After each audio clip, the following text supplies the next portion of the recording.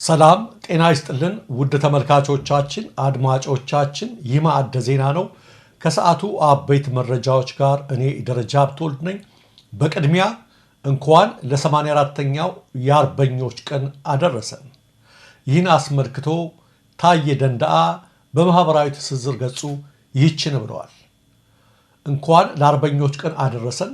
ደግሞም አርበኝነት እንደነ አቡነ ጴጥሮስ ለነጻነት ለአንድነትና ለሀገር ክብር በጀግንነት ዋጋ መክፈል እንጂ እያጭበረበሩ በህዝብና በሀገር ኪሳራ መነገድ እንዳልሆነ ማወቅ አለብን ነው ያለው ታዬ ደንደአ። አዎ ውድ ክቡራን ተመልካቾቻችንና አድማጮቻችን ይህ ቀን ታላቅ ቀን ነው። ሀገሩን ሊነጥቁት ከመጡ ወራሪዎች ጋር አርበኛው 5 ዓመት ሙሉ ተናነቀ።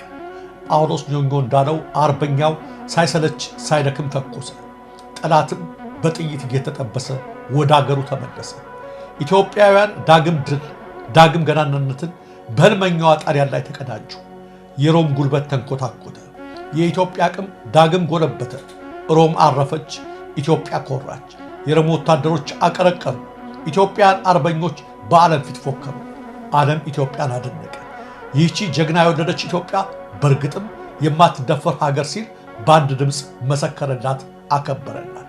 እነዚያ የቁርጥ ቀን ልጆች ሚያዝያ 27 ቀን የወረደችውን ባንዲራቸውን ወይም ሰንደቅ ዓላማቸውን በዛች ዕለት ሚያዝያ 27 ቀን ዳግም ሰቀሏት። በእርግጥ የኢትዮጵያ ባንዲራ ከልብ ላይ ያልወረደች አርበኞች ሁሉ ድል በመቱበት የጦር አውድማ ከፍ ብላ ስትውለበለብ የኖረች ነበረች። ያቺ ታላቅ ቀን እነሆ ዛሬ ትከበራለች፣ ትታሰባለች። ክብር ለጀግኖቻችን፣ አንድነት ለሕዝባችን፣ ዘላለማዊ ማሸነፍ ለሀገራችን ይሁን። የኋላው ከሌለ የለም የፊቱ። ይህ የኛ የኢትዮጵያን ታሪክ ነው። በድጋሚ እንኳን ለ84ኛው የአርበኞች ድል መታሰቢያ ቀን አደረሰ።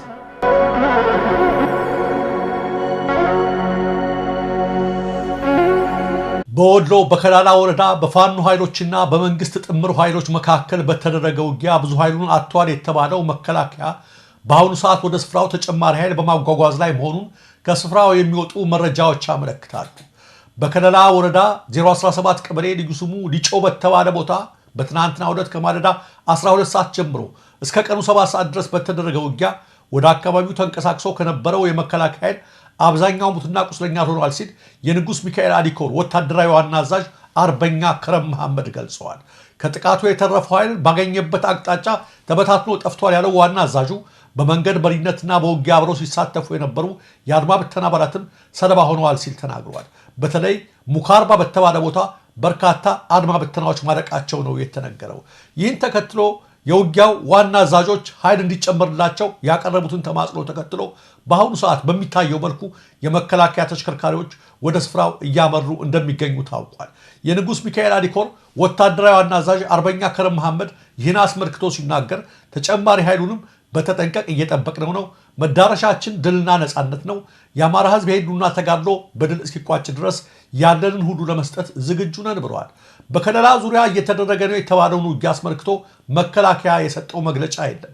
ከዚያ ይልቅ የመከላከያ አዛዦች በአንዳንድ የአማራ ክልል አካባቢዎች ከማህበረሰቡ ጋር በጸጥታና በተዘማጅ ጉዳዮች ዙሪያ ውይይት እያደረጉ እንደሆነ ነው መከላከያ በማህበራዊ ትስስር ገጹ እየገለጸ ያለው።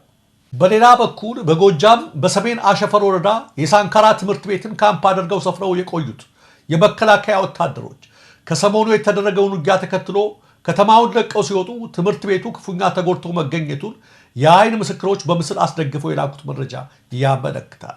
የትምህርት ቤቱ መገልገያ የነበሩ ወንበሮች፣ መጽሐፍት፣ የተማሪ መዝገቦች፣ አስተዳደራዊ ዶክመንቶች በሚታየው መልኩ ተቀዳደው ከመጣላቸው ባሻገር መስታወቶች፣ በሮች፣ ወንበሮችና ዴስኮች በሙሉ ተሰባብረው ተገኝተዋል። ውጊያው ሲበረታባቸው ከትምህርት ቤቱም አልፈው የከተማውን የመብራት ገመዶች በመበጣጠስ ቀበሌዎችን ጭምር በማውደም ወደ ግለሰብ ቤቶች ገብተው ፍሪጆችና የእህል ሚዛኖችን ጭምር ጭነው በመውሰድ የህዝብ ጠላትነታቸውን አስመስክረዋል ያሉት የአካባቢው ነዋሪዎች በአሁኑ ሰዓት የአካባቢው ማህበረሰብ ማህበራዊ አገልግሎት የሚያገኝበት ቀበሌ እንኳ የለውም ብለዋል። በትምህርት ቤቱ ላይ የደረሰውን ጉዳት ሄደው የተመለከቱ የትምህርት ቤቱ መምህራን በበኩላቸው ሲጀመር የልጆችን መማሪያ የጦር ካምፕ አድርገው መክተማቸው ትክክል እንዳልሆነ ብንናገርም የሚሰማን አላገኘንም።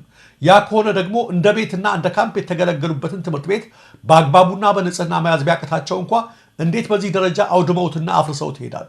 በእርግጥ እነዚህ ኃይሎች የኢትዮጵያ ወታደሮች ናቸውን?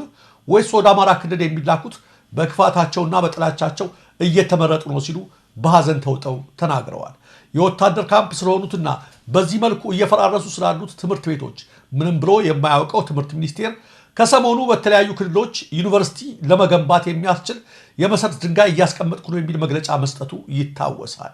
ትምህርት ቤቶች እየፈራረሱ መሆናቸውን ከዛም አልፎ ከሁሉም የሀገሪቱ ክልሎች ታዳጊ ወጣቶች በጅምላ ለውትድርና እየተፈሱ መሆናቸውን ያስተዋሉ አስተያየት ሰጪዎችም ትምህርት ሚኒስቴር ለዩኒቨርሲቲዎች የመሰረት ድንጋይ እያስቀመጠ ያለው የማን ልጆች እንዲማሩበት ነው ሲሉ እየጠየቁ ይገኛሉ። የአማራ ብሔራዊ ክልላዊ መንግስት ህወሓት ለሚያወጣው መግለጫ ከእንግዲህ ምላሽ አልሰጥም አለ። በአረጋ ከበደ የሚመራው የክልሉ መንግስት ይህን ያለው ሰሞኑን የትግራይ ጊዜያዊ አስተዳደር ፕሬዝዳንት ጀነራል ታደሰ ወረደና የህወሓት ሊቀመንበር ዶክተር ደብረጽዮን ገብረ ሚካኤል በወልቃይት ጠገዴ ሰቲት ሁመራ ዙሪያ የሰጡትን ማስጠንቀቂያ ተከትሎ ነው። ጀነራል ታደሰ የክልሉና የመንግስት መገናኛ ብዙሃን የትግራይ ግዛቶችን የአማራ ክልል እያሉ መጥራታቸውን በአስቸኳይ እንዲያርሙ በማለት ሲያስጠነቅቁ፣ ደብረጽዮን ገብረ ሚካኤል የሚመሩት የህወሓት ቡድን ደግሞ ፌደራል መንግስቱ የትግራይ ግዛቶችን በኃይል የያዙ የታጠቁ ኃይሎችንና ሰፋሪዎችን በአስቸኳይ እንዲያስወጣ ነው ባወጣው መግለጫ በድጋሚ የጠየቀው። የነ ደብረጽዮን ቡድን ከዚህም አልፎ ተቀዳሚ አጀንዳው በኃይል ተይዘዋል ያላቸውን ግዛቶች ማስመለስና የህዝቡን ህልውና ማረጋገጥ መሆኑን በመግለጫው ጠቅሷል። የትግራይ ህዝብ አሁንም የህልውና ትግል ውስጥ ይገኛል ያለው ቡድኑ ጌታቸው ረዳ የሚመሩት ሌላኛው የህወሓት ቡድን ለትግራይ ህዝብ ህልውና ጠንቅ ከሆኑ ኃይሎች ጋር በማበር የህዝቡን አቅም በማዳከም ላይ ይገኛል በማለትም ከሷል። ይህን ተከትሎ በአረጋ ከበደ የሚመራው የአማራ ክልላዊ መንግስት ከዚህ በኋላ ህወሓት ለሚያወጣው መግለጫ ምንም አይነት ምላሽ አልሰጥም ሲል አቋሙን ገልጿል። የጅቡቲ መንግስት በሚቀጥሉት ቀናት መጠነ ሰፊ አፈሳ እንደሚያከናውን አስጠነቀቀ። የጅቡቲ የሀገር ውስጥ ጉዳዮች ሚኒስቴር ትናንት ከሰዓት ባወጣው ማስታወቂያ ህገወጥ ላላቸው ስደተኞች ሀገሪቱን ለቀው እንዲወጡ ያስቀመጠው ቀነ ገደብ መጠናቀቁን በመጥቀስ በሚቀጥሉት ቀናት ኢትዮጵያንን ጨምሮ በሰነድ አልባ ፍልሰተኞች ላይ መጠነ ሰፊ አፈሳ እንደሚያደርግ አስታውቋል። ሚኒስቴሩ የሀገሪቱ ዜጎችም በማናቸውም እንቅስቃሴያቸውና ጉዞዎቻቸው ህጋዊ መታወቂያቸውን ይዘው እንዲንቀሳቀሱ እንዲሁም የመኖሪያ ፈቃድ ያላቸው የውጭ ዜጎች ህጋዊ ሰነዶቻቸውን እንዲይዙ አሳስቧል። ይህን ማድረጋቸው በአፈሳ ዘመቻው የዜጎችን ደህንነት ለመጠበቅና የህግ አስከባሪዎችን ስራ ለማቀላጠፍ ይረዳል ሲል የጅቡቲ የሀገር ውስጥ ጉዳይ ሚኒስቴር ባወጣው ማስታወቂያ አመልክተዋል። ከዚሁ ጋር በተያያዘ በሀገረ ጅቡቲ አርታ በምትባል ከተማ በትናንትናው ዕለት የሰነድ አልባ ስደተኞች አፈሳ መጀመሩ ተሰምተዋል። በጅቡቲ የሚገኙ የመረጃ ምንጮች ከጅቡቲ ከተማ 40 ኪሎ ሜትር ርቃ ከምትገኘው አርታ ከተማ በርካታ ኢትዮጵያን መታፈሳቸውን ገልጸዋል። አንድ የዓይን ምስክር ስደተኞችን ወደ ኢትዮጵያ አላስወጧቸውም፣ ካርታ ሰብስበው ነጋድ በሚባልና ከዚህ ቀደም የስደተኞች ማቆያ በነበረ ቦታ ላይ አስቀምጧቸዋል ሲል ተናግሯል።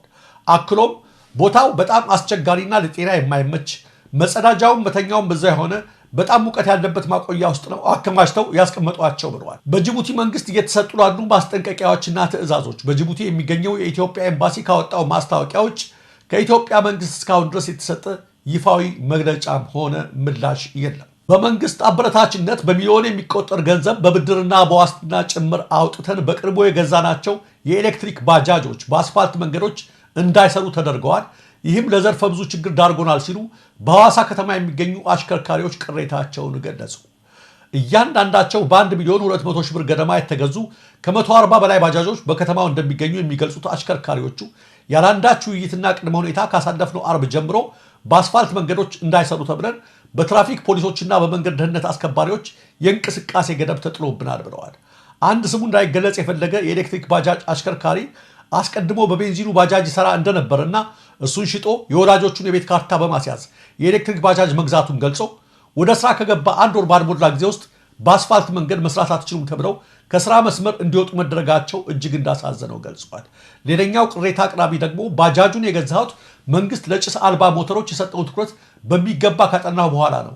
በድንገት የተወሰነው እርምጃ ግን እጅግ ሰብሮኛል፣ አሳዝኖኛል ሲል ተናግሯል። ከባጃጅ ግዢው በተጨማሪ ለሶስተኛ ወገን 12 ሺህ ብር ገደማ 2% ተብሎ ደግሞ 21 ሺህ ብርና ለታርጋ 10 ሺህ ብር ከእያንዳንዱ ባጃጅ ለመንግስት ገቢ አድርገናል የሚሉት አሽከርካሪዎቹ ከተማውንና ዘመኑን የሚመጥን ትራንስፖርት ነው ስንባል ቆይተን በድንገት ከመስመር ውጡ መባላችን ለዘርፈ ብዙ ችግሮች ዳርጎናል ብለዋል። በባጃጅ ስራው ቤተሰብ የሚያስተዳድሩ ያስያዙትን የቤት ካርታ ለማስለቀቅ በየቀኑ ገንዘብ በባንክ ገቢ የሚያደርጉ ባጃጃቸውን በቁብ ብር ገዝተው የየቀን ዕቁብ የሚጥሉ ልጆች የሚያስተምሩ ቤተሰብ እጃቸውን የሚጠብቅና ልዩ ልዩ የግዴታ ወጪዎች ያለባቸው አሽከርካሪዎች ይበዛሉ የሚሉት ቅሬታ አቅራቢዎቹ ወደ ከተማውና ወደ ክልሉ መንገድና ትራንስፖርት ቢሮ ሄደን ችግራችንን ብንገልጽላቸውም ተገቢውን ምላሽ ሊሰጡን አልቻሉም ብለዋል። በጉዳዩ ዙሪያ ከሐዋሳ ከተማ መንገድ ልማትና ትራንስፖርት መምሪያ ኃላፊና ከምክትል ኃላፊው መረጃ ለማግኘት የተደረገው ተደጋጋሚ ሙከራ ሊሳካ አልቻለም። በደቡብ ሱዳን በሆስፒታልና በገበያ ስፍራ ላይ በተፈጸመ የቦምብ ጥቃት ቢያንስ 7 ሰዎች መገደላቸውን አንድ ግብረሰናይ ድርጅት አስታወቀ። ይህ ጥቃት የተፈጸመው አገሪቱ ወደ እርስ በርስ ጦርነት ትገባለች የሚል ስጋት ባየለበት በአሁኑ ወቅት ነው። ድንበር የለሽ የሐኪሞች ቡድን ወይም MSF እንዳለው መሳሪያ የታጠቀች ሄሊኮፕተር በጆንግሌ ግዛት ኦልድ ፉንጋክ ውስጥ በሚገኝ የሆስፒታል መድኃኒት ቤት ላይ ቦምብ የጣለች ሲሆን በዚህም ጥቃት መድኃኒት ቤቱ ሙሉ በሙሉ ወድሟል። ከዚያም ሰው አልባ አውሮፕላን ወይም ድሮን በአካባቢው ባለ የገበያ ስፍራ ላይ ቦምብ መጣሏንም MSF ገልጸዋል። ጥቃት የተፈጸመበት ሆስፒታል ከ110 ሺህ ሕዝብ በላይ በሚኖርበት ፉንጋክ ግዛት ውስጥ የሚገኝ ብቸኛ ሆስፒታል ሲሆን ሁሉም የሕክምና ቁሳቁሶች መውደማቸውን ድንበር የለሽ የሐኪሞች ቡድን አመልክተዋል። በመጨረሻም ተመልካቾቻችን፣ አድማጮቻችን የኢትዮጵያ ሳተላይት ኔትወርክ የኢሳን የገቢ ማሰባሰቢያ ዘመቻ የፊታችን ቅዳሜ እንደሚካሄድ በተደጋጋሚ እየገለጽን ነው የምንገኘው። ይህ የገቢ ማሰባሰቢያ ፕሮግራም በቀጥታ በኤምኤስ የዩቲዩብ ቻናል ነው የሚተላለፈው። ተመልካቾቻችን በኢሳን ቴሌቪዥን እና በኤምኤስ የዩቲዩብ ቻናል ይተላለፋል ማለት ነው። ስለዚህ የኢሳን ቤተሰቦች፣ የማዕደ ዜና ቤተሰቦች፣ የምናደሽ መቲ ቤተሰቦች፣ የኤምኤስ ቤተሰቦች ሁላችሁም፣ የዘውዱ ሾው ቤተሰቦች ሁላችንም እንዲሁም የነፃ ሚዲያን አስፈላጊነት የምታምኑ ወገኖቻችን አማራጭ መረጃ ማግኘት አለባቸው ብላችሁ የምታምኑ ወገኖቻችን በሙሉ በመላው ዓለም ያላችሁ በሙሉ የፊታችን ቅዳሜ ቀጠሯችሁ ከኛ ጋር ይሁን። ልብ በሉ፣ የፊታችን ቅዳሜ በኤምኤስ የዩቲዩብ ቻናል የኢሳን የገቢ ማሰባሰቢያ ፕሮግራም ይካሄዳል። ስለዚህ ከወዲሁ ቀጠሯችሁን እንድታስተካክሉ ጥሪ እናቀርባለን። እንወዳችኋለን፣ እናከብራችኋለን።